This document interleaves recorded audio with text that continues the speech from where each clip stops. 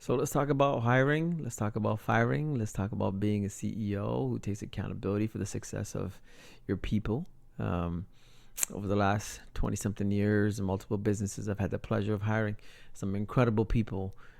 But there's always going to be a situation where people got to move on. You got to move on. The system needs to reset. And we're going into this, continued recession.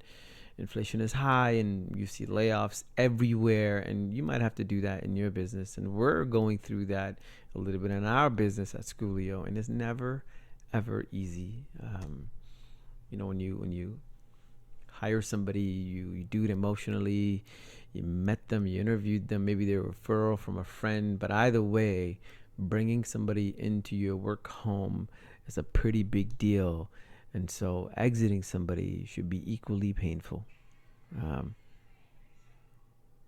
and so what I'm, wanting to talk about today a little bit is about my process of how do I exit people, because nobody talks about the process of doing that. And right or wrong, this is sort of, my three part when I think about how do I let go of somebody.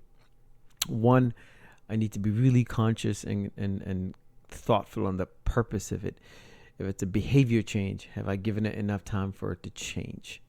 If it's a cultural fit, have I tried enough to figure out what is the right fit? Can I move them into a different role? Can I expand their accountability? Can I drive a performance-based business model versus a staffing model? I don't know. I think about all these things because, for me, when you eventually decide to let go of somebody, it's because you tried everything else. You've tried everything that you could possibly try to retain somebody for a fit that you've imagined before you hired them, and then the fit that's happening now. But when that doesn't happen, and you've thought through the process and you've tried everything, it's a little easier to go, listen, I have to protect what I'm building. I have to make sure the funding that I'm putting out is justifiable. And if it's not, as a leader, I have to pivot, I have to pull it back, and I have to make the hard call. The second thing I try to do when I'm rationalizing all these things is look at how do I help this person transition out of me? Is it a good job, description or job reference? Do I help them in my network and see if I can find something for them? Can I figure out, how to help them get out of my ecosystem with one leg up somewhere? And so I think about that and I try to see where I can help. The third thing is I don't sit on it too long, because if you tried everything and you think this is no longer a fit, the longer you don't make a decision, the longer these negative results are continuing to happen. And as a bootstrapping startup, every dollar matters, and every person you have working that you're giving this dollar to has to create some value and impact. If not, it's really hard for you to have that runway. And the smaller you are, the harder this is, because you need people to grow your business.